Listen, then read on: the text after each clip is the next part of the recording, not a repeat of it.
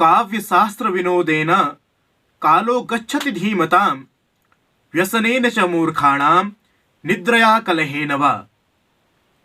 हमारे शास्त्रकार कहते हैं जो बड़े बड़े विद्वान पुरुष होते हैं, बुद्धिमान पुरुष होते हैं, धीमताम पुरुष होते हैं, उनका समय व्यतीत प्रायः काव्य शास्त्रों के अध्ययन करने में हुआ करता है। और मूर्ख व्यक्तियों की अगर हम बात करें तो व्यसनेन च मूर्खाणाम, जो मूर्ख व्यक्ति होते हैं उनका समय व्यतीत व्यसन करने में, निद्रा सुख प्राप्त करने में और कलह करने में हुआ करता है।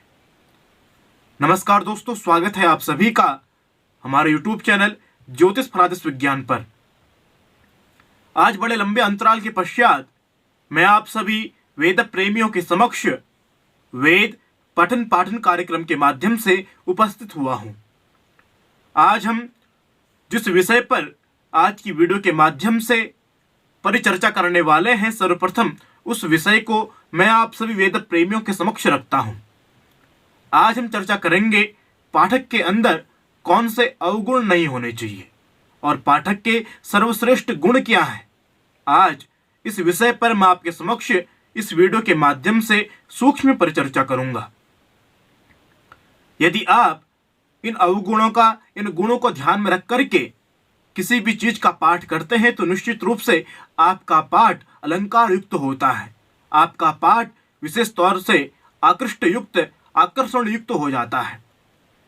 सर्वप्रथम हम चर्चा करते हैं एक पाठक के अंदर कौन से अवगुण नहीं होने चाहिए। तो आप सभी लोगों ने प्रायः यह श्लोक अवश्य रूप से सुना होगा कि एक पाठक के अंदर कौन से अवगुण नहीं होने चाहिए। इन श्लोकों को मैंने पाणिनीय शिक्षा के माध्यम से लिया है और आपके समक्ष अपनी वीडियो के माध्यम से मैं प्रस्तुत करने का प्रयास कर रहा हूं। हमारे शास्त्रकार कहते हैं एक पाठक के अंदर 6 प्रकार के अवगुण नहीं होने चाहिए। कौन कौन से? शास्त्रकार कहते हैं गीति शीघ्र सिरह कंपी तथा लिखित पाठकः अनर्थज्ञोल्पकंठश्च सडेते पाठका धमः। ये पाठक के अधम अवगुण है। कौन कौन से? पहला कहा गीति। बहुत सारे लोग होते हैं जो गान के माध्यम से किसी भी चीज का पाठ करने लग जाते हैं। आप सभी लोगों ने वेद पाठ करते हुए देखा होगा, तो बहुत सारे गीति यानी गान के माध्यम से वेद पाठ करना प्रारंभ कर देते हैं। गान पूर्वक वेद का पाठ नहीं किया जाता है, गान पूर्वक केवल साम वेद का ही पाठ किया जाता है। इसलिए यदि आप शुक्ल यजुर्वेद पढ़ रहे हैं तो गीति यानी गान पूर्वक आपने इसका पाठ नहीं करना चाहिए। फिर कहते हैं शीघ्र यानी शीघ्र रूप से आपने वेद पाठ नहीं करना चाहिए।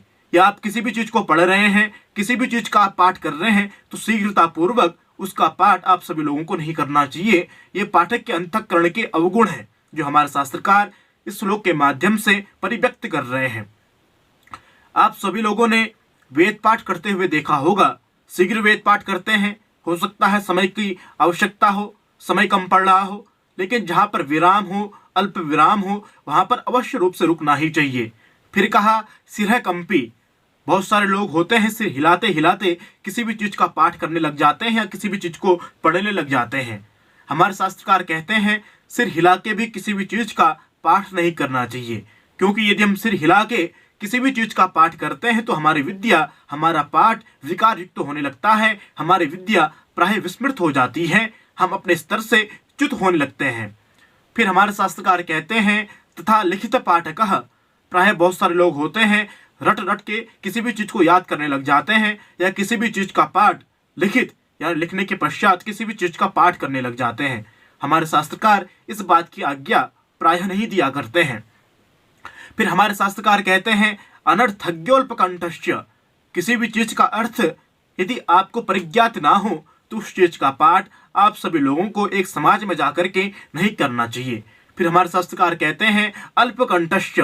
यदि आपको कोई भी चीज पूर्ण रूप से कंठस्थ ना हो, आपने अपने समक्ष कोई पुस्तक नहीं खोली हुई हो, पुस्तक न खोलने के पश्चात आपको वही चीज अल्पकंठ हो तो उस चीज का भी पाठ आप सभी लोगों को नहीं करना चाहिए। यह पाठक के अंतःकरण के 6 सबसे बड़े अवगुण हैं।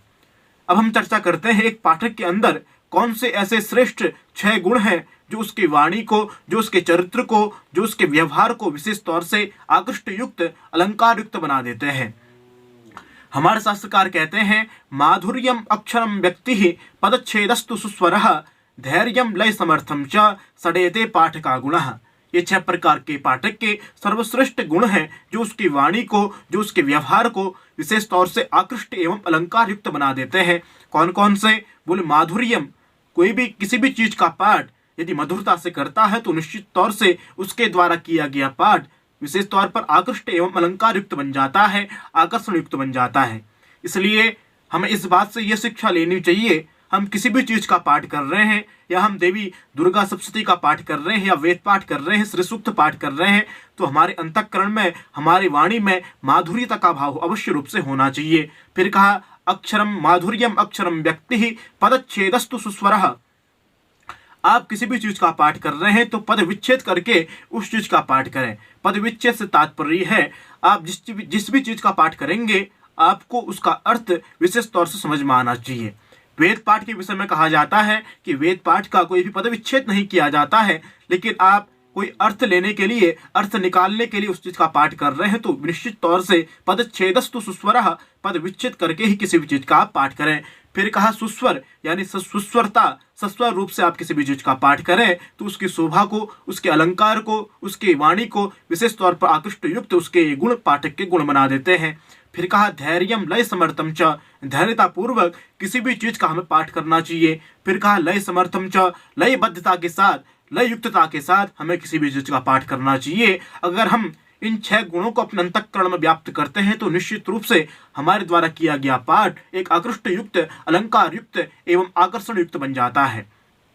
तो हमारे शास्त्रकारों ने, पाणिनि शिक्षा के रचयिता महर्षि पाणिनि ने इन 2 श्लोकों के माध्यम से पाठक के अंतःकरण के अवगुण एवं उनके गुणों को परिव्यक्त करने का प्रयास किया है और उनके ही वाणी को अपनी वीडियो के माध्यम से मैं आपके समक्ष परिव्यक्त कर रहा हूँ। आज के लिए बस इतना ही। पुनः उपस्थित होंगे नई वीडियो के साथ, तब तक के लिए